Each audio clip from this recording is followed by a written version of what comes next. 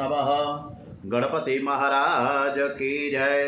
गजानन महाराज की जय। ओम श्री हनुमान जी महाराज की जय। मनोजवम हरुततुल्य वेगम जितेन्द्रियं बुद्धिमतां वरिष्ठं वातात्मजं वानरयूथ मुख्यं श्रीरामदूतं शरणं प्रपद्ये। श्री हनुमान जी महाराज की जय। श्री राम चंद्र भगवान की जय। श्री सोमनाथ महादेव की जय। श्री सुरेश्वर महादेव की जय। ओम श्री गायत्री मात की जय।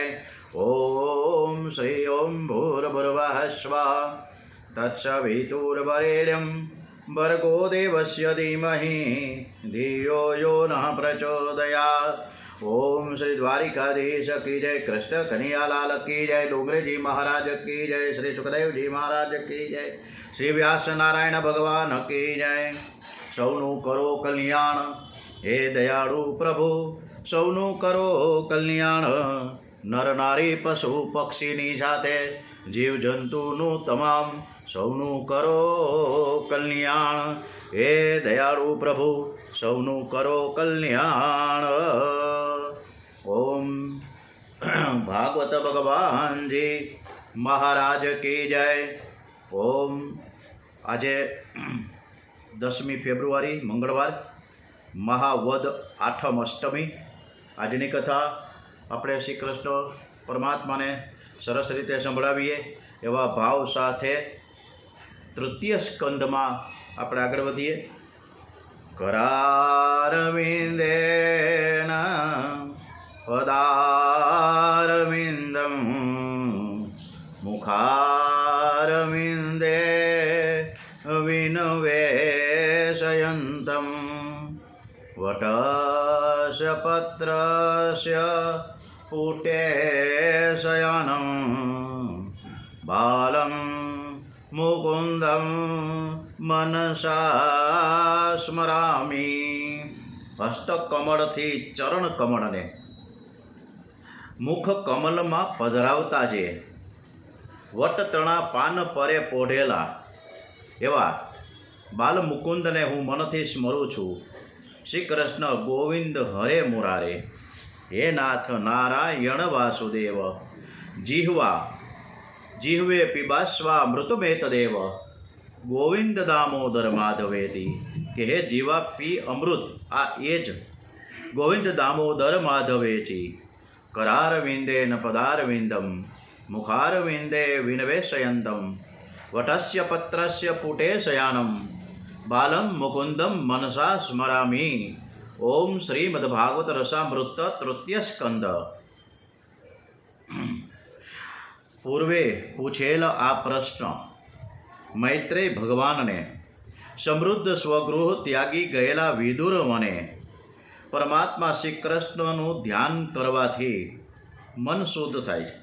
એક જગ્યામાં બેસીને પરમાત્માનું ધ્યાન કરે શ્રી કૃષ્ણના સેવા સ્મરણ કરતાં કરતાં પ્રભુને રીઝાવે એનું મન ધીરે ધીરે સ્થિર અને શુદ્ધ થાય છે। જેનું મન શુદ્ધ થયું છે જેને અંદરથી ભક્તિનો બરાબર રંગ લાગ્યો છે જેને ભક્તિમાં બરાબર આનંદ આવે છે તીર્થયાત્રા કરવા કદાચ જાય કે ન જાય એના માટે બધું જ સરખું છે। તુલસી જબ મન શુદ્ધયો તુલસી જબ મન શુદ્ધ ભયો તબ તીર્થ તીર ગયો ના ગયો। જેનું હૃદય ભક્ત રસમાં તરબોળ છે તેવા વૈષ્ણવ જ્યાં બેસે છે એ ભૂમિને તીર્થ બનાવે। તીર્થોમાં બહુ ભટકે તે સારું નથી। બહુ ભટકવાથી મન વધારે ચંચળ થાય છે। રાજાએ તૃતીય સ્કંદના આરંભમાં સુદેવજીને સુંદર પ્રશ્ન કર્યો છે કે મહારાજ વિદુરજી જાત્રા કરવા કેમ ગયા હતા? વિદુરજી તો મહાન વૈષ્ણવ છે તેમને જાત્રા કરવાની શી જરૂર પડી? સુદેવજી મહારાજ કહે છે કે રાજન ધૃતરાષ્ટ્રે પાંડવોની સાથે અન્યાય કર્યો વિદુરજીને ખોટું લાગ્યું। એણે ધૃતરાષ્ટ્રને ઠપકો આપ્યો કે તમે ચોર છો અને તમે આ ખોટું કરો છો। રાજ્ય પાંડવોનું હોવા છતાં તમે તેને આપતા નથી। તે ચોરી કરવા બરાબર જ છે। મહેનત કરીને ધર્મથી નીતિથી કમાય તો જગતમાં અન્યાય થાય નહીં. ચોર કોણ છે? ડોંગરેજી મહારાજે ચોર શબ્દ કોના માટે વાપર્યો છે? ખાલી તાળું તોડીને જે ખજાનો લૂંટી જાય એ જ ચોર? તો કે ના, એ તો જે ચોર છે, પરંતુ બીજાનું પચાવી પાડે, પારકી સંપત્તિ ઓહિયા કરી જાય તે ચોર છે. જેનું જે છે એને આપ્યા વિના ખાય તે ચોર છે. તાળું તોડીને લઈ જાય તો તે ચોરનો સરદાર છે. પણ ચોરી અનેક રીતે થાય છે. અનેક વાર માનવ ચોરી કરે છે. આપણા શાસ્ત્રોમાં તો એટલા સુધી લખ્યું છે કે ઓછી મહેનતે વધારે કમાય. ઓછી મહેનતે વધારે કમાય તે ચોરી કહેવાય. મહેનત પ્રમાણે નફો લે તે બરાબર છે, પણ હવે આળસ બહુ બધામાં વધી ગઈ છે. ઓછી મહેનતે વધારે નફો મળે એવી વૃત્તિ થઈ ગઈ છે. ઓછી મહેનતે વધારે પૈસા મળશે તો બુદ્ધિને બગાડશે. વૃદ્ધ માતા પિતાની જે સેવા ન કરે એ ચોર છે. જેનો હક છે તેના આપ્યા વિના જે ખાય છે તે ચોર છે. ઠાકોરજીને ભોગ ધર્યા વિના જે ખાય છે તે ચોર છે. આંગણે આવેલા ભિખારીને આપ્યા વિના જે ભોજન કરે તે ચોર છે. અગ્નિમાં આહુતિ આપ્યા વિના ખાય તે ચોર છે. અગ્નિના આધારે રસોઈ થાય છે. અગ્નિ દ્વારા પરમાત્મા આરોગ્ય છે. જે અગ્નિમાં આહુતિ આપતો નથી અને ખાય છે તે ચોર છે. વિચાર કરજો, મારો નંબર કઈ પ્રકારના ચોરમાં આવે છે એ આપણે સમજવું. વિદુરજીએ ધૃતરાષ્ટ્ર કહ્યું કે તમારી દાનત બહુ ખોટી છે, બહુ બગડી છે તમારી દાનત. તમે આ ચોરી કરો છો. સંતો સર્વમાં સદભાવ રાખે છે, પરંતુ આ ધૃતરાષ્ટ્ર એવો દુષ્ટ હશે કે સાધુ સંતોને પણ ધૃતરાષ્ટ્ર ગમ્યો નથી. ગીતાના આરંભમાં ધૃતરાષ્ટ્ર વાચ પાઠ આવે છે. ધૃતરાષ્ટ્ર પૂછે છે કે ધર્મક્ષેત્રે કુરુક્ષેત્રે સમવેતા યુયુત્સવાહ, તે ભગવાન શંકરાચાર્ય સ્વામીને ગમ્યું નથી. ધૃતરાષ્ટ્ર બોલે છે તે શ્લોકની વ્યાખ્યા તેણે કરી નથી, છોડી દીધી. ધૃતરાષ્ટ્ર બોલે એની હું શું વ્યાખ્યા કરું? એ તો ચોર છે, દુષ્ટ છે. ધૂત એટલે ધૂતારો, રાષ્ટ્ર એટલે સંપત્તિ. ધૃતરાષ્ટ્રનો અર્થ છે જે પારકી સંપત્તિ ઓહિયા કરી જાય છે એને ધૃતરાષ્ટ્ર કહેવામાં આવે છે. વગર હકનું, વગર મહેનતે બીજાનું ધન પચાવે છે એ ધૃતરાષ્ટ્ર, એ ચોર.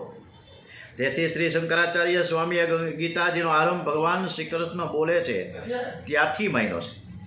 બીજા અધ્યાયમાં 11મા શ્લોકથી ભગવાન શ્રી કૃષ્ણ બોલે છે કે ગીતાના શાંકર ભાષ્યનો આરંભ ત્યાંથી કર્યો છે. પહેલો અધ્યાય અને બીજા અધ્યાયના 10 શ્લોક છોડી દીધા છે. ધૃતરાષ્ટ્ર દુષ્ટ છે. વિદુરજીએ ધૃતરાષ્ટ્ર ઠપકો આપ્યો છે. તમે બહુ ખોટું કરો છો. અડધું રાજ્ય પાંડવોને આપો તો ઠીક છે, નહીં તો તમારા રાજ્યમાં મારે રહેવું જ નથી. ધૃતરાષ્ટ્રે માન્યું નહીં. સગો ભાઈ પણ કોઈ મોટું ખોટું કામ કરે તો એનો સંગ છોડી દેવો. પરમાત્મા શ્રી કૃષ્ણ અતિશય કૃપા કરે છે ત્યારે સાચા સંતોનો, ભજનાનંદી સંતોનો સત્સંગ આપે છે. આ જગતમાં જ્ઞાની પુરુષોનો સંગ સુલભ છે.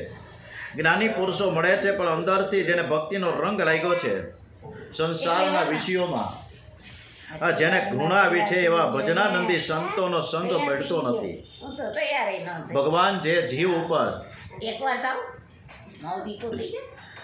ભગવાન જે જીવ પર કૃપા કરે છે એને વધારે સુખ કે સંપત્તિ આપતા નથી, એને વધારે સત્સંગ આપે છે. માનવ જન્મથી બગડેલો નથી, માનવ સંગથી બગડે છે અને સંગથી જ સુધરે છે. જ્યારે જન્મ થયો ત્યારે ચા પીવાની કઈ કુટેવ ન હતી. જન્મ થયો ત્યારે છીંકડી સૂંઘવાની કુટેવ કોઈને નથી. પાન, બીડી, સિગારેટ, તમાકુ તો પછી આવ્યા. જન્મ ત્યારે કોઈ પણ પ્રકારના આવા વ્યસન ન હતા. પણ ધીમે ધીમે આપણે જેના સંગમાં આવ્યા એ પ્રમાણે આપણી સુટેવ અને કુટેવ વધતી જાય છે. જો સારો સંગ હોય તો સંસ્કાર આવે, પણ સારો સંગ ન હોય તો સંસ્કાર વિહીન થઈ જવાય. તમારા કરતા જ્ઞાનમાં, વૈરાગ્યમાં, ભક્તિમાં જે આગળ વધ્યા છે, જે સતત ભક્તિ કરે છે, એવા મહાપુરુષોનો સંગ કરો, એમનું સ્મરણ કરો, સંતોનું અનુકરણ કરો. સંસાર સુખમાં ફસાયેલા કોઈ વિલાસી ગ્રહસ્થનું સ્મરણ ના કરો. એવાને જીવનનો આદર્શ બનાવશો નહીં. વિરક્ત સાધુ સંતોને આંખમાં રાખો, એમનો સંગ કરો. ઘરમાં સત્સંગ હોય તો ઘર છોડીને યાત્રા કરવાની જરૂર નથી. સત્સંગ એ જ મોટું તીર્થ છે. ચારે ધામની લોકો યાત્રા તો કરે છે, પણ સ્વભાવ સુધરતો નથી. યાત્રા કર્યા પછી મન શુદ્ધ થતું નથી. સત્સંગ એવું તીર્થ છે. સત્સંગ રૂપી તીર્થમાં સ્નાન કરે તો મનનો મેલ ધોવાય છે. ઘરમાં પતિ પત્ની સરસ મજાનો સત્સંગ કરે. પતિ પત્નીનો પવિત્ર સંબંધ પરમાત્માના માટે છે. એકાંતમાં મન બગડે છે અને એકાંતમાં જ એ મનને શુદ્ધ કરવાનું છે, પવિત્ર કરવાનું છે. પતિ પત્ની એકાંતમાં બેસીને ધ્યાન કરે, એકાંતમાં બેસીને કોઈ પવિત્ર ગ્રંથનું વાંચન કરે, ઘરમાં સત્સંગ કરે. ઘરમાં જેને સત્સંગ મળ્યો છે એને બહુ યાત્રા કરવાની જરૂર નથી. ઘરમાં કુસંગ હોય તો ઘરમાં રહેવું નહીં, પણ ઘરમાં સત્સંગ હોય તો ઘર છોડવું નહીં. આપણા દરેકના ઘરમાં સરસ મજાનો સત્સંગ થાય. જે લાઈવ સાંભળે છે મીટ એપ્લિકેશનથી એ તો પરીક્ષિતો સૌ સત્સંગ કરે છે, પણ બીજા જે અત્યારે શૂટિંગ ચાલી રહ્યો છે બીજા મોબાઈલમાં, અને એ લોકો જે સાંભળે છે એમાં પણ એને સત્સંગ થતો જ હોય. સત્સંગ નથી થતો એવો આપણે કહેવા માગતા નથી, પરંતુ સત્સંગ ચાલુ રાખો. સત્સંગથી મન શુદ્ધ થાય છે. આપણા શાસ્ત્રોમાં એવું લખ્યું છે કે ચોરી અને વ્યભિચાર એ મહાપાપ છે.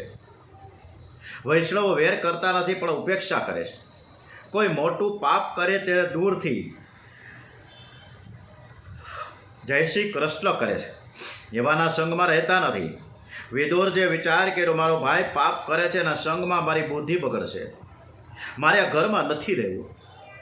વિદુરજીએ ઘરનો ત્યાગ કર્યો. હસ્તિનાપુરમાં જ ગંગા કિનારે ઝૂંપડીમાં વિદુરજી પત્ની સુલભાની સાથે રહ્યા છે. પતિ પત્ની આખો દિવસ ભગવાનની ભક્તિ કરે છે. એવો કાર્યક્રમ નક્કી થયો કે મનને સંસારના કોઈ પણ વિષયમાં જવાનો અવસર ના મળે. માનવ મનને જ્યારે પાપ કરવાની છૂટ આપે છે ત્યારે જ મન પાપ કરે છે. તમે મનના માલિક છો અને મન તમારો નોકર છે. આત્માની પ્રેરણા વિના મન પાપ કરે નહીં. ડોગરેજી મહારાજે બહુ સરસ વાત કરી. આપણું મન હોય ને એમ કે પ્રેરણા કરે ભગવાન એને કે તમારે અહીંયા જવું જોઈએ. બહુ સરસ મજાની શિબિર ચાલી રહી છે, સેમિનાર ચાલી રહ્યો છે, કથા વાર્તા થાય છે, ભજન ધૂન કીર્તન થાય છે. તો આપણે ત્યાં પ્રેરિત જશું, કારણ કે આપણું મન પરમાત્માએ ત્યાં તરફ વાળ્યું છે. પણ જેનું મન પરમાત્મા વાળે છે છતાં પણ એ જાય નહીં, તો એને શું ગણાય? આપણે સંગ અને કુસંગની વાત ચાલે છે. જો સારો સંગ હશે તો સારું સત્સંગ થશે, અને જો કુસંગ હશે તો વ્યભિચાર આવશે, વ્યસન આવશે, દુરાચાર આવશે. આપણે રોજ સવારના આટલા બધા જ આ મીટ એપ્લિકેશનથી સવારે 8:15 વાગે આ કથા સાંભળવા બેસીએ છીએ ત્યારે કંઈક આપણે ભાગ્યશાળી છીએ. આપણો આત્મા શુદ્ધ છે એટલે આપણે બેસી શકીએ છીએ. બધાએ નથી બેસી શકતા. આપણે રોજ કથા તો વાંચીએ છીએ, બધાને આહવાન પણ કરીએ છીએ, પણ જેના ભાગ્યમાં સવારનો આ 8:15 વાગ્યાથી 9:30નો સત્સંગ હોય એ જ આમાં જોડાઈ શકે. વિદુરજી અને તેના પત્ની પ્રાતઃકાળમાં નિયમથી 3 કલાક ધ્યાન કરે છે. ધ્યાન થયા પછી બહુ પ્રેમથી બાલકૃષ્ણ નામની સેવા કરે છે. જંગલમાંથી સુંદર ફૂલ લઈ આવે છે, લાલાને ફૂલનો શૃંગાર કરે છે. સહસ્ત્ર નામનો પાઠ કરતા કરતા ચરણમાં તુલસીજી અર્પણ કરે છે. બાલકૃષ્ણ લાલ આરોગ્ય છે અને હું દર્શન કરું છું એવી ભાવના થાય છે. લૌકિક ભાવનાથી મન બગડે છે, મન અલૌકિક ભાવનાથી શુદ્ધ થાય છે. પછી 3 કલાક બાલકૃષ્ણ લાલને રાજી કરવા માટે ભગવાનના દર્શન કરતા કરતા પ્રભુની સન્મુખ કીર્તન કરે છે. હરે કૃષ્ણ કૃષ્ણ કૃષ્ણ હરે હરે, હરે રામ રામ રામ હરે હરે. શ્રી રામ જય જય રામ, શ્રી રામ જય જય રામ. મંગલ મૂર્તિ મારુતિ નંદન, સકલ અમંગલ મૂલ નિકંદન. શ્રી રામ જય જય રામ. શ્રી રામ જય જય રામ. ઓમ નમો ભગવતે વાસુદેવાય. ઓમ નમો ભગવતે વાસુદેવાય. વાસુદેવાય હરે વાસુદેવાય. ઓમ નમો ભગવતે વાસુદેવાય. નમઃ શિવાય. ઓમ નમઃ શિવાય. હરિ ઓમ તત્સત. નમઃ શિવાય. નમઃ શિવાય. ઓમ નમઃ શિવાય. હર હર ભોલે. નમઃ શિવાય. કીર્તન સરસ મજાનું થાય અને એ પછી ઠાકોરજીની સન્મુખ શ્રીમદ ભાગવત કથા કરે છે. મારા ભગવાન કથા સાંભળે અને હું મારી ભગવાનની કથા ભગવાનને સંભળાવું છું. આપણે કથા શરૂ થાય પહેલાં રોજ આપણે કહીએ છીએ કે શ્રી કૃષ્ણ પરમાત્મા સરસ મજાની આપણી કથા સાંભળે છે સ્મિત હાસ્ય સાથે. કથા, કીર્તન, જપ, ધ્યાન, સેવા આખો દિવસ તન અને મનને ભગવાનમાં પરોવી રાખે છે. મનને શ્રી કૃષ્ણથી દૂર જવા દેશો ને અતિશય થાક ન લાગે ત્યાં સુધી આરામ ન કરવો. ભક્તિ કરતાં કોઈ પરોપકારનું કામ કરતાં અતિ થાક લાગે પછી આરામ કરો. કેટલાક લોકોને એવી કુટેવ હોય છે કે ઘરનું કામકાજ પૂરું થયું અને પથારીમાં પડે છે. કરો આરામ.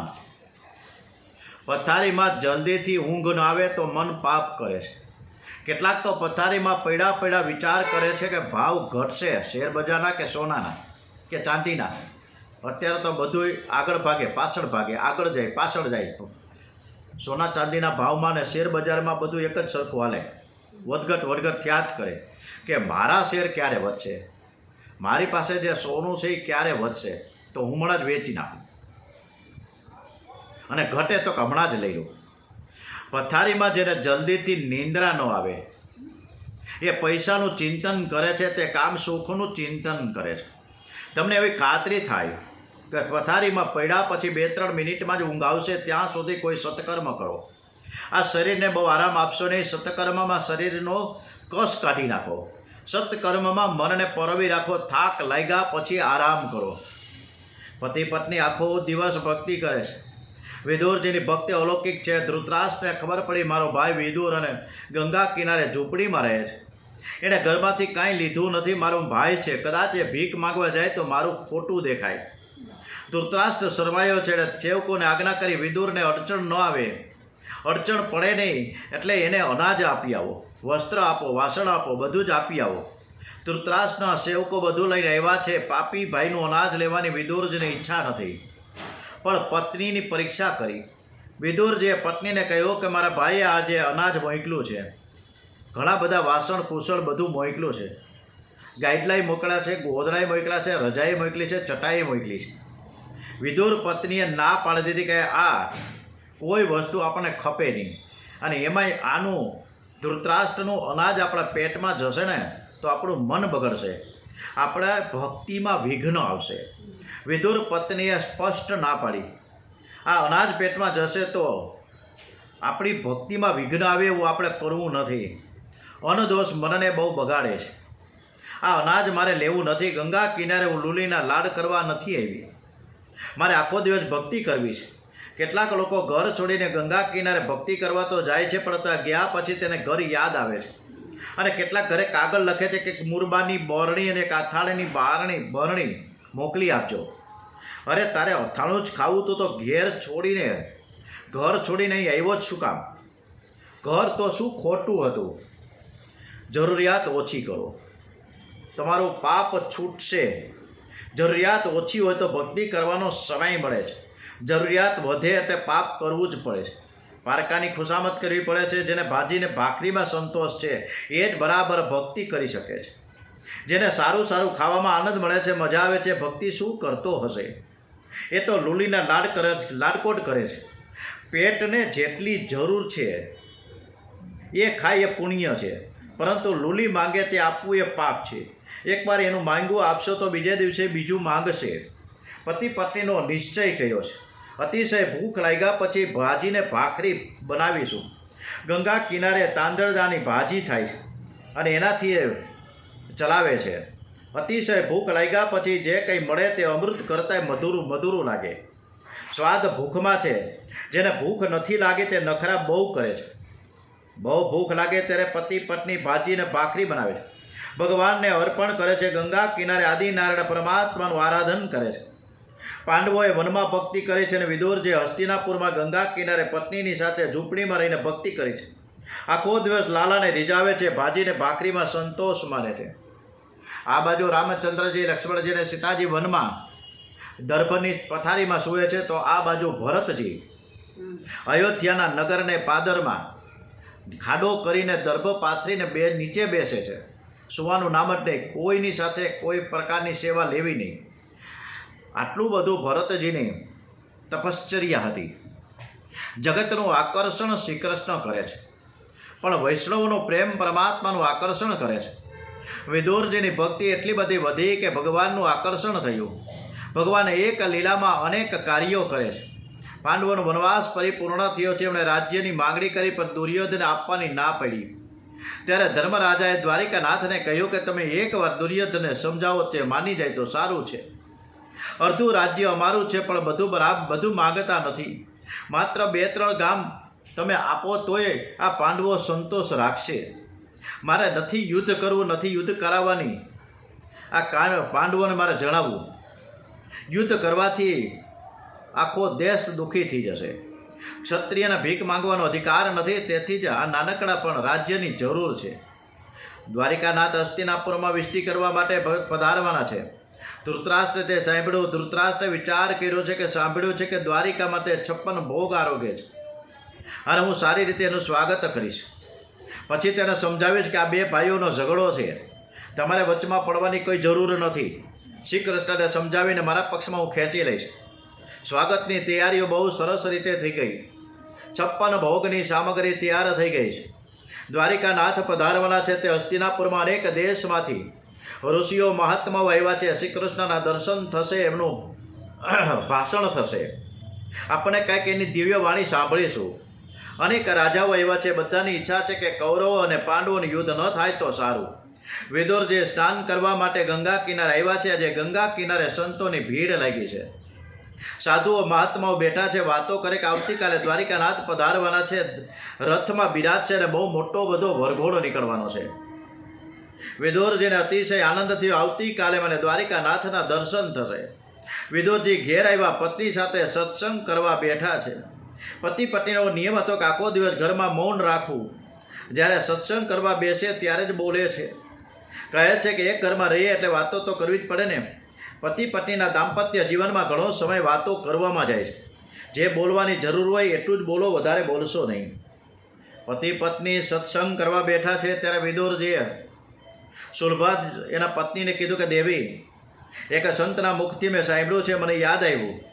એક સાધુએ મને કહેલું કે કોઈ પણ વૈષ્ણવ 12 વર્ષ સુધી એક જ જગ્યામાં રહે, સંસારના સર્વ સુખનો ત્યાગ કરીને પરમાત્માની પાછળ પડે તો 12 વર્ષ પછી પ્રભુને દયા આવે છે. મારા માટે એને બધું છોડી દીધું છે. એ જીવ બહુ લાયક ન હોય તો એ જીવને પણ સ્વપ્નમાં ભગવાન દર્શન આપે છે અને લાયક હોય તો પ્રત્યક્ષ દર્શન આપે છે. વિદુરજી પત્નીને સમજાવે છે કે 12 વર્ષ આ ઝૂંપડીમાં તે બહુ સહન કર્યું, પણ આવતીકાલે તેનું ફળ તને મળશે. આવતીકાલે દ્વારિકાનાથ શ્રી કૃષ્ણ પધારવાના છે. લોકો એવી વાતો કરે છે કે તે દુર્યોધનને સમજાવવા માટે આવે છે, વિષ્ટિ કરવા આવે છે. પણ હું તને ખરું કહું છું ને કે મારા ભગવાન મને દર્શન કરવા માટે, દર્શન આપવા માટે પધારવાના છે. ખાસ આપણા માટે પધારે છે. દુર્યોધન તો દુષ્ટ છે, એ નહીં સમજે. દુર્યોધનનું તો એક જ નિમિત્ત છે. 12 વર્ષ આ ઝૂંપડીમાં રહીને મેં લાલાની સેવા કરી છે. શ્રી કૃષ્ણ સ્મરણમાં હું તન્મય થયો. 12 વર્ષની ભક્તિ કર્યા પછી તેનું ફળ તો મને આજે મળવું જોઈએ ને. મારા ભગવાન મારા માટે પધારશે. આવતીકાલે દ્વારિકાનાથના દર્શન થશે. વિદુર પત્નીએ તે સાંભળ્યું, રાજી થઈ, આંખો ભીની થઈ. વિદુર પત્નીએ કહ્યું કે આ 2-3 દિવસથી રોજ અને સુંદર સુંદર મને રોજના રોજ સારા સારા સપના દેખાય છે. પરમ દિવસે મેં એવું સ્વપ્ન જોયું કે હું દ્વારિકા ગઈ હતી. મારા માલિક સુંદર મજાના સુવર્ણ સિંહાસનમાં બિરાજમાન છે. બહુ ભીડ થઈ છે, તે ભીડમાં આ જીવ પણ ગયો. હું તો બહુ દૂર ઊભી છું. સુવર્ણ સિંહાસનમાં બિરાજેલા મારા નાથના હું દર્શન કરું છું. મેં 2 હાથ જોડ્યા ત્યારે પ્રભુએ મને નજર આપી. મારા સામું જોયું. મને જોઈને ગાલમાં સ્મિત હાસ્ય કર્યું અને હું જાગી ગઈ. કાલે તો મેં સ્વપ્નમાં જોયો બાલકૃષ્ણ લાલની હું આરતી ઉતારું છું. મારા ઠાકોરજીને હું ફૂલની માળા અર્પણ કરું છું. મને એવું સ્વપ્ન દેખાયું. મનની પરીક્ષા જાગ્રત અવસ્થામાં થતી નથી, સ્વપ્ન અવસ્થામાં થાય છે. પ્રવૃત્તિમાં થતી નથી, પૂર્ણ નિવૃત્તિમાં થાય છે. નિવૃત્તિના સમયે તમારું મન કામ કર્યા પછી મન ક્યાં જાય છે? પૂર્ણ નિવૃત્તિમાં મન જેવા વિચાર કરે છે, માનજો ત્યાં મન તમારું ફસાયેલું છે. મન જેમાં બહુ રત રહે તે સ્વપ્નમાં આવે છે. સ્વપ્નમાં ભગવાન દેખાય, સ્વપ્નમાં પ્રભુના નામનો જપ થાય, સ્વપ્નમાં પરમાત્માની સેવા થાય, તો માનજો કે હવે હું વૈષ્ણવ થયો છું. અંદરથી જ્યારે ભક્તિનો રંગ લાગે ત્યારે સ્વપ્નમાં પણ ભગવાન યાદ આવે છે. સ્વપ્નમાં પ્રભુનું સ્વરૂપ દેખાય, સ્વપ્નમાં તમને જે દેખાય માનજો ત્યાં મન ફસાયેલું છે. ભગવાન કૃપા કરે છે ત્યારે પ્રથમ સ્વપ્નમાં દર્શન આપે છે. વિદુરજીએ કહ્યું કે આ સ્વપ્ન આવ્યું છે ને તમને, બહુ સરસ સુંદર સ્વપ્ન કહેવાય. આવતીકાલે દ્વારિકાનાથના દર્શન થશે. વિદુર પત્નીએ હાથ જોડ્યા છે. કહ્યું કે પ્રભુ સાથે તમારો કોઈ પરિચય ખરો? ભગવાન તમને ઓળખે છે કે નહીં? વિદુરજીએ 2 હાથ જોડાઈને કહ્યું કે મને સારી રીતે ઓળખે છે. આમ મારા ઉપર તો એનો બહુ જ પ્રેમ છે. હું તને શું કહું, મારા જેવા સાધારણ એક જીવને પણ તે માન આપે છે. હું જ્યારે વંદન કરું ને ત્યારે ઠાકોરજી મને કોઈ દિવસ મારા નામથી બોલાવતા નથી. હું લાયક નથી, પણ ઉંમરથી મોટો છું, હું વયો વૃદ્ધ છું. તેથી મારા ભગવાન મને કાકા કહીને બોલાવે છે. એ જ્યારે કાકા કહીને બોલાવે છે ને ત્યારે મને ખૂબ જ આનંદ થાય. મને કાકા કહીને બોલાવે એટલે અંતકાળમાં એ મને લેવા આવશે, એ મારું મરણ સુધારશે. વિદુર પત્નીએ તે સાંભળ્યું છે. મારા પતિએ પરમાત્મા કાકા કહીને બોલાવે છે તો કોઈ દિવસ મારા ઘેર પધારશે ને તો મને પણ એ કાકી કહેશે ને. એ દિવસ ક્યારે આવશે? ભગવાન ક્યારે આપણે આંગણે આવશે? મારા ઘરે ક્યારે પધારશે ને હું ક્યારે એના દર્શન કરું? મને એકવાર પ્રેમથી કાકી કહીને બોલાવે. મારે એમની પાસેથી કંઈ માંગવું નથી, કોઈ સુખ ભોગવવાની મને ઈચ્છા નથી. તે મને કાકી કહીને બોલાવશે તો મારું મરણ સુધરી જશે. ભગવાન જેને અપનાવે છે એને અંતકાળમાં લેવા આવે છે. હું રોજ ભાવના કરું છું કે બાલકૃષ્ણ લાલ આરોગ્ય, પણ હવે મને ભાવનાથી સંતોષ થતો નથી. ઠાકોરજી આરોગ્ય તમારે પ્રત્યક્ષ દર્શન કરવા છે. તમને એટલું બધું માન આપે છે તો પ્રભુને તમે આમંત્રણ આપવા જાઓ ને. વિદુર પત્ની સુલભા વિદુરજીને કહે છે, ભગવાનને કહેજો કે દરબારનું કામ પૂરું થાય, સભા પૂરી થાય એટલે ગરીબની આ ઝૂંપડીમાં તમે પધારજો. આ ઝૂંપડીનું નામ એટલે તો આપણે રાખ્યું છે કે શ્રી કૃષ્ણ કુટીર. અમે જે નામ આપ્યું છે તે સફળ થશે. તમે આમંત્રણ આપવા જાઓ ને. ભક્તિ જ્યારે બરાબર થાય ત્યારે અભિમાન બળે છે, હૃદય દીન થાય છે. ભક્તિ કર્યા પછી હું વધી જાય તો માનજો કે મારી ભક્તિ ખોટી છે. ભક્તિ બરાબર કરે તેને હું મરે છે, અને કેટલાક ભક્તિ કરે છે પણ પછી બહુ અકળમાં ચાલે છે. ગઈકાલે એક વોટ્સએપમાં બહુ સરસ છે, જ્યાં જ્ઞાન છે ને ત્યાં ઘમંડ નથી, અને જ્યાં ઘમંડ છે ત્યાં જ્ઞાન નથી. એટલે ઘમંડ અને જ્ઞાન બે એકી સાથે ન ચાલે. પણ મોટા ભાગના આપણે અભિમાનમાં જ કાંઈક ને કાંઈક રાચીએ છીએ અને પછી વાતો કરીએ છીએ કે હું બહુ જ જ્ઞાની છું. પણ એવું થતું નથી. ભગવાન બધું જ જાણે છે કે તમે કેવા જ્ઞાની છો, તમે કેવા ભક્તિવાન છો, તમે કેટલીક માળા કરો છો. આ બધું બરાબર જાણું છું. ભક્તિ બરાબર કરે તો હું મરે. કેટલાક ભક્તિ કરે છે બહુ અકળમાં ચાલે છે કે મેં 4 કલાક સતત સેવા કરી આપી, ભગવાનની સેવા કરું છું બરાબર 4 કલાકો ઘડિયાળમાં જોઈને. ત્યારે ભગવાન કહે છે તો શું ઉપકાર કરો છો? 4 કલાક કરો છો તો એ તમારા માટે કરો છો ને, તેમાં બધે કહેવાની શું જરૂર છે? વિદુર જે વિચાર કરે છે કે આમંત્રણ આપવા માટે કંઈક લાયકાત તો જોઈએ ને. હું આમંત્રણ આપવા માટે ક્યાં લાયક છું? એ અનંત કોટી બ્રહ્માંડના નાયક છે. હું ભગવાનને કેવી રીતે કહું? હું ભગવાનને કેવી રીતે કહું કે તમે મારા ઘરે જમવા આવશો? હું આમંત્રણ આપું તો તે મને ના પાડે તો મને સંકોચ થાય છે, મારે કેવું નથી. ભગવાન કૃપા કરીને પધારે તો સારું, પણ મને એમ લાગે કે પરમાત્માને મારા માટે પરિશ્રમ થશે. હું વૈષ્ણવ છું પણ દરિદ્ર છું, આ નાનકડી ઝૂંપડીમાં રહું છું, પણ પ્રભુ પધારે તો ક્યાં આપણે એને બેસાડશું, ક્યાં એને બિરાજમાન કરીશું? આપણા ઘરમાં કંઈ છે તો નહીં, નથી આસનિયા, નથી બાજોટ, નથી પાટલો. ઘરમાં કોઈ સુંદર આસન કાંઈક તો હોવું જોઈએ ને. આપણે કેવી રીતે બોલાવીએ પ્રભુને? આપણે શું અર્પણ કરીએ? આપણા ઘરમાં તો કંઈ છે જ નહીં. વિદુર પત્નીની આંખમાં આંસુ આવ્યા છે. વિદુર પત્નીએ હાથ જોડ્યા અને કહ્યું કે આપણે ભાજીને ભાખરી ખાઈએ તે ઠાકોરજીને અર્પણ કરીશું. વિદુરજી કહે કે ના ના, આ ભાજી ભગવાનને અર્પણ ન થાય. મારા ભગવાન તો લક્ષ્મીજીના પતિ છે. સારામાં સારું હોય તે ઠાકોરજીને અર્પણ થાય. આ ભાજી હું ભગવાનને કેવી રીતે અર્પણ કરું? મારા માટે પ્રભુને પરિશ્રમ ન થવો જોઈએ. તો રાજમહેલમાં બિરાજે છે, ત્યાં એનું સન્માન સારી રીતે થાય. એ રાજા ધીરાજ છે. સાંભળ્યું છે કે ધૃતરાષ્ટ્રે 56 ભોગનો સામગ્રી બનાવી છે. મારા જેવા ગરીબના ઘેર આવે તો મને આનંદ થશે, પણ પ્રભુને બહુ પરિશ્રમ થશે. મારા સુખને માટે મારે ભગવાનને બહુ ત્રાસ નથી આપવો. હું આમંત્રણ આપવા માટે લાયક નથી. વિદુર પત્નીનું હૃદય પીગળું છે. હું ગરીબ છું, તેથી ભગવાન મારે ઘેર નહીં આવે. હું ગરીબ છું, પણ કોઈ દિવસ મેં પાપ નથી કર્યું. મેં મારા બાલ કૃષ્ણલાલને અર્પણ કર્યા વિના કોઈ દિવસ પાણી પીધું નથી. બધું જ મેં ભગવાનને અર્પણ કરું છું. આખો દિવસ એમને હું રીઝાવું છું.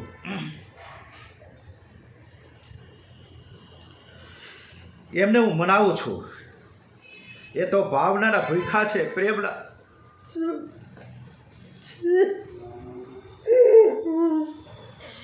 આવે છે પાણી પીવું.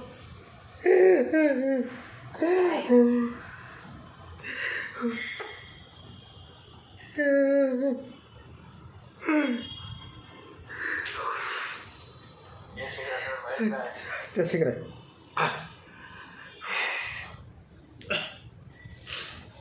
પાણી છે દઉં? લઈ લે.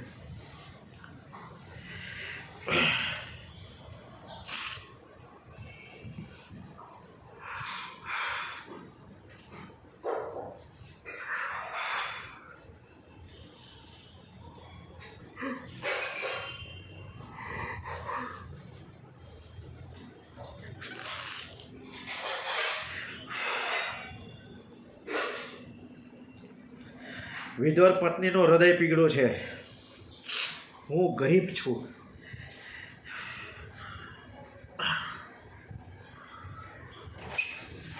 અને તેથી મારા બાલકૃષ્ણ મારા ઘરે નહીં આવે. મારો ભગવાન મારા ઘરે નહીં આવે. આખો દિવસ તો એને રીઝાવું છું અને એને હું બનાવું છું. એ તો ભાવનાના ભૂખા છે.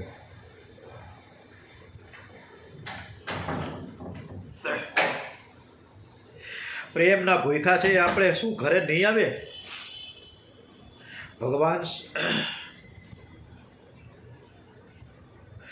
ભગવાન શ્રીમાનના ઘેર જ જાય, શું આપણે ઘરે નહીં આવે? આમ અંદરો અંદર વાતો કરે છે કે આવડો મોટો શું આપણે ગુનો કર્યો છે. મેં સાંભળ્યું છે કે ગરીબ વૈષ્ણવ પરમાત્માને બહુ જ વહાલો લાગે છે. ગરીબાઈમાં એક મોટો સદગુણ છે. જે ગરીબ છે તે હૃદયથી દીન બને છે. દારિદ્ર્યમાં અભિમાન મરે છે, સંપત્તિ અને અભિમાન સાથે જ રહે છે. પ્રભુ મારા ઘેર પધારશે એવું મને આજે લાગે છે. મારા પતિદેવને આમંત્રણ આપતા સંકોચ થાય છે.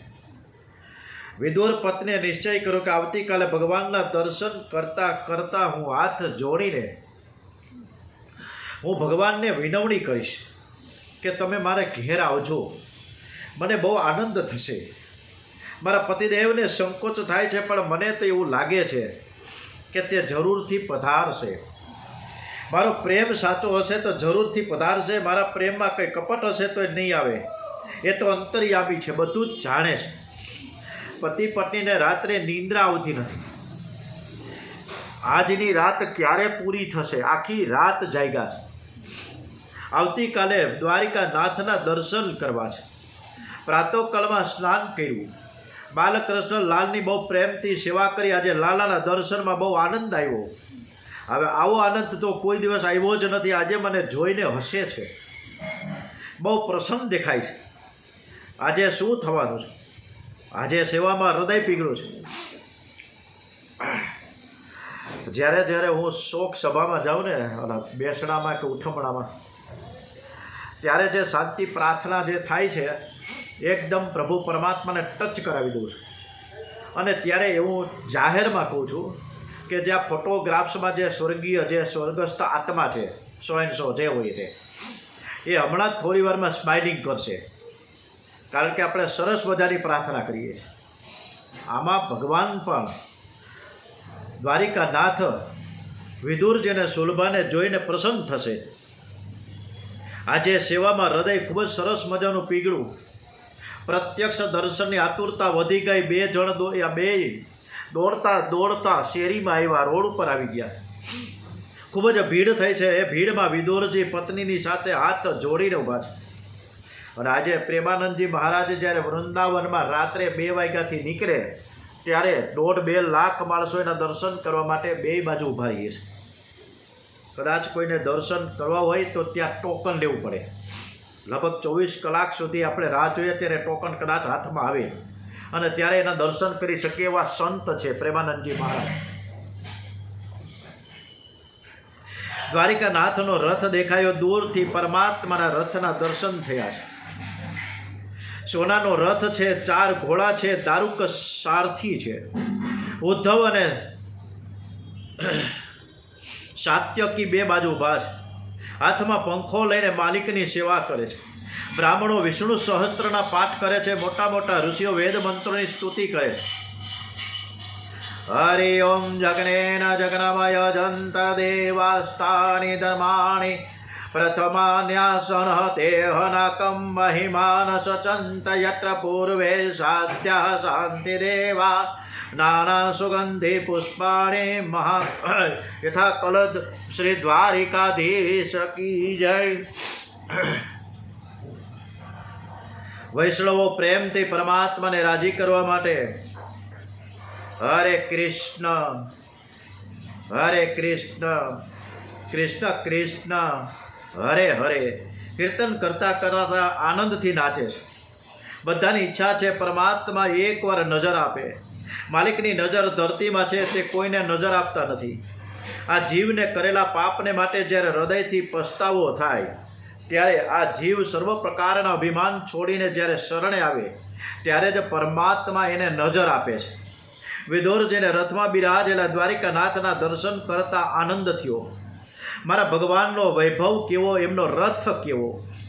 મારા ભગવાન લક્ષ્મીના પતિ છે. આજે એ જ રથ માધવરાયજી અને રૂક્ષ્મણીજીના લગ્ન થાય ને, ચૈત્ર સુદ નોમથી લઈને 12 લગ્ન થાય. નોમ 10 ને 11ના દિવસે વરઘોડો નીકળે કૃષ્ણ ભગવાનનો, માધવરાયજીનો. અને એ અદ્ભુત દ્રશ્યો ત્યારે જોવા મળે. ત્યારે 20-25 લાખ રૂપિયાનો કદાચ વધારે હશે કિંમત, તો ખબર નથી મને. બોમ્બેથી એક ભક્ત આવ્યા હતા, ભક્તજન, અને તેમણે ત્યાં આ રથ સમર્પિત કર્યો. અને એ રથ ઉપર બિરાજમાન થાય છે ત્યારે એ ભક્ત જેણે આ રથ બનાવીને આપ્યો ત્યારે એને ખુશી આનંદ કેવી થતી હશે કે આ રથમાં મારા ભગવાન બેઠા છે. વિદુરજીના રથમાં બિરાજેલા દ્વારિકાનાથના દર્શન કરતા આનંદ થયો. મારા ભગવાનનો વૈભવ કેવો, એનો રથ કેવો સરસ. મારા ભગવાન લક્ષ્મીના પતિ છે. દર્શન કરતા વિદુરજીના આંખમાંથી આંસુ નીકળ્યા. શરીરમાં રોમાંચ થયો છે. 2 હાથ જોડ્યા. માલિકના દર્શન કરતા કરતા પ્રભુને રીઝાવે છે. આ જીવ શરણે આવ્યો છે. હું તમારો છું ને વર્ષોથી હું વિખોટો પીડ્યો છું તમારાથી. એ નાથ કૃપા કરો, મને એકવાર તમે નજર આપો. વિદુરજીએ વિચાર કર્યો. મારા પતિદેવ કહેતા હતા એ વાત સાચી છે. આ જીવ ભગવાનને આમંત્રણ આપવા લાયક નથી. એમનો વૈભવ કેવો છે હું એમને કેવી રીતે કહું, હું કેવી રીતે કહું કે મારે ઘેરે એવું આવે, મારે ઘેર જમવા પધારે, મારે ઘરે બેસવા આવે, હું કેવી રીતે કહું? વિદુર પત્નીને આમંત્રણ આપતા સંકોચ થયો. મને એકવાર નજર આપે તો હું માનીશ કે પ્રભુ મારા ઘેર પધાર્યા છે. શ્રી કૃષ્ણના દર્શન માટે પ્રાણ તલસે છે. અને આની વાત ઉપરથી મારી પોતાની એક વાત હું કરી દઉં કે જ્યારે વિદુરજી અને વિદુરજી પત્ની સુલભા કે આપણે ઘરે કેવી રીતે પધારે, હું કેવી રીતે કહું કે એ આવશે, એને સંકોચ થતો હતો. આના વાત ઉપરથી મારી પોતાનો જ પ્રત્યક્ષ દાખલો છે જે હું તમને રજૂ કરું છું. ભાવનગરમાં હું મામલતદાર હતો, સિટી મામલતદાર તરીકે મારો ચાર્જ હતો. મારી પાસેની આ 3 ચાર્જ હતા: સિટી સર્વે સુપરિન્ટેન્ડન્ટ, સાથે સાથે સિટી મામલતદાર અને ડિઝાસ્ટર મામલતદાર. હવે સિટી મામલતદાર તરીકે હું ચેમ્બરમાં બેઠો હતો ત્યારે એક ભાઈ આવ્યા કે ભાઈ મારા તે પૈસા 1200 કે 1500 કંઈક છે તે સમયે મને યાદ નથી, પણ વધારે જમીન મહેસૂલનો એને કંઈક રકમ વધારે ભરપાઈ થઈ ગઈ, ખોટી રીતે ભરી દીધી. એટલે એ રિકવરી કરવા માટે એ આવતા હતા. એટલે એ ભાઈ મારી પાસે આવ્યા, બેઠા. મેં એને પૂછ્યું શું તકલીફ છે? તો કે આ છે, મને 1200 રૂપિયા મળી જાય એવું તમે કરી દો ને. મેં અરજી કરી છે પણ મારો કોઈ જવાબ દેતું નથી, તો મારે કરવું હું? મેં એને ધરપત આપી કે કાંઈ વાંધો નહીં, હું કાંઈક વ્યવસ્થા કરું છું. પાછા જે કંઈ સરકાર એને કાગળ લખવાના થતા હોય કાગળ લખીને મોકલા. હવે અઠવાડિયા પછી એ જે ભાઈ આવ્યા હતા એને એક નાનકડી દીકરી લગભગ એ વખતે 10મા ધોરણમાં હતી, અત્યારે તેના લગ્ન થઈ ગયા છે. એ દીકરીનું નામ મને યાદ નથી હવે. તો એ આવ્યા કે હું આવું, એટલે મેં એને કીધું આવો. બે બાપ દીકરી મારી સામે બેઠા. એટલે મેં એને મારા ખિસ્સામાંથી 1000 રૂપિયા આપ્યા કે ભાઈ તમારે જમીનમાં જે કંઈ પૈસા તમારે ભરપાઈ થઈ ક્યારે આવે છે તો મને ખબર નથી સરકારમાં, પણ અત્યારે તું આ પૈસા રાખ. એ દીકરીને મેં આપ્યા. ત્યારે એ દીકરી બહુ રાજી થઈ ગઈ અને કીધું કે તો તમે મારા ઘરે આવશો? તો કે હા. મેં કીધું આવીશ, ચોક્કસ આવીશ. તો કે તમે ન આવો, તમે તો મામલતદાર છો, તમે મારા ઘરે કેવી રીતે આવો? અરે ભાઈ હું આવીશ, આવતા રવિવારે જ આવીશ. બોલ શું કરવાનું છે હવે? આવીશ જ. તો કે ખરેખર આવશો? એ ઊભી થઈને મને પગે લાગી હતી. એ કે તમે ચોક્કસ આવશો ને? મેં કીધું હા ચોક્કસ આવીશ. અને ત્યારે હું મારી પાસે 3 જીપ હતી સરકારી. ત્યારે હું જીપ લઈને નહોતો ગયો, પણ બીજાની એક સ્કૂટી કે એક્ટિવા લઈને હું ગયો હતો. એનું ઘર બહુ જ નાનકડું હતું, નળિયાવાળું, દેશી નળિયાવાળું. એની દાદીમાં હતા, એના મા અને મમ્મી તો ગુજરી ગયા હતા. એટલે 3 જ જણા હતા, ફાધર હતા, આ દીકરી હતી, દાદીમાં હતા. ત્યારે મને એને કેટલી જાતની રસોઈ તૈયાર કરી હતી એને. એટલે મેં એને કીધું ભાઈ કે અમારા ઘરમાં ટેબલ ને ખુરશી તો નથી, હું બાજુમાંથી લઈ આવું, તમે થોડીક વાર બેસજો અહીંયા. એટલે લેવા ગઈ. મેં કીધું કાંઈ લેવા જવાની જરૂર નથી. મેં એને કીધું તારા ઘરમાં એક કોથળો તો છે કે નહીં, સણિયાનો કોથળો, જે ઘઉં ભરવાનો કોથળો? તો કે કોથળો તો જે હું કરું છું એ કોથળો લાવો. મેં કોથળો માંગ્યો અને કોથળા ઉપર હું બેઠો અને ત્યાં હું જઈમો છું. એ છોકરી, એની મા એટલે કે દાદીમાં અને એના ફાધર ત્યારે ખૂબ જ ગડગડા થઈ ગયા હતા. રોવા જાય કે મામલતદાર સાહેબ અમારા ઘરે આવીને કોથળામાં બેઠીને જમવા બેઠા છે. મેં કીધું બે એમાં શું, આઈ એમ કોમન મેન, હું ફક્ત એક સામાન્ય માણસ છું, મામલતદાર પછી છું. ત્યારે એને ખૂબ જ એવી અનુભૂતિ થઈ કે જાણે કોઈ કેમ જાણે એના ભગવાન આવ્યો હોય. ત્યારે તો વિદુરજી અને એની પત્ની સુલભાને તો સાક્ષાત ભગવાનને આમંત્રિત કરી રહ્યા છે, પણ મારો ભગવાન આવશે કે નહીં સંકોચ થાય છે. શ્રી કૃષ્ણના દર્શન માટે પ્રાણ તળસે છે. 12 વર્ષથી દર્શન માટે સાધના કરતા હતા કે ક્યારે દર્શન થશે. આજે દ્વારિકાનાથના દર્શન કરતાં કરતાં ખૂબ જ આનંદ થયો છે. આંખમાંથી ચોધાર આંસુ નીકળી રહ્યા છે. દર્શન કરતાં કરતાં જ્યારે આંખો ભીની થાય છે ને ત્યારે તે દર્શન બરાબર થાય. અત્યાર સુધી તો માલિકની નજર ધરતીમાં હતી. વિદુરજીની પત્ની સાથે ઊભા છે તે દ્વારિકાનાથનો રથ નીકળો. પતિ પત્ની માલિકને મનાવે છે કે તમે મને નજર આપો, તમે એકવાર મને દર્શન આપો, મારે એકવાર તમારા દર્શન કરવા, તમે મારી સામું જુઓ તો હું માનીશ કે મારે ઘેર પધાર્યા જ છે. ભગવાન એકવાર મને નજર નહીં આપે, એમના માટે મેં બહુ દુઃખ સહન કર્યું હતું. 12 વર્ષથી એમની પાછળ હું પડી છું. મને એકવાર નજર આપો. અંતર્યામીને ખબર પડી મને કોઈક બોલાવે છે.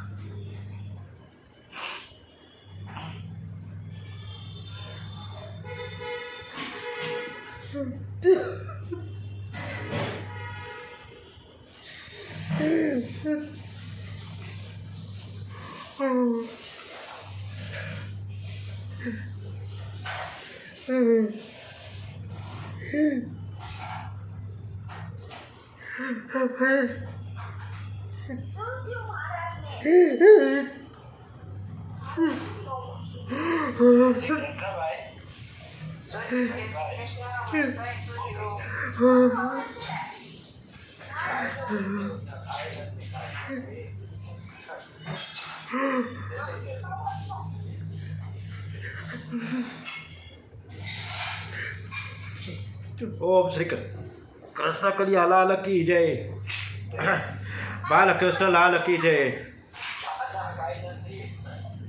આજે આ કથા આપણે આવતીકાલે કરીશું. ઓમ ભાગવત ભગવાનજી મહારાજ કી જય, ગણપતિ મહારાજ કી જય, હનુમાનજી મહારાજ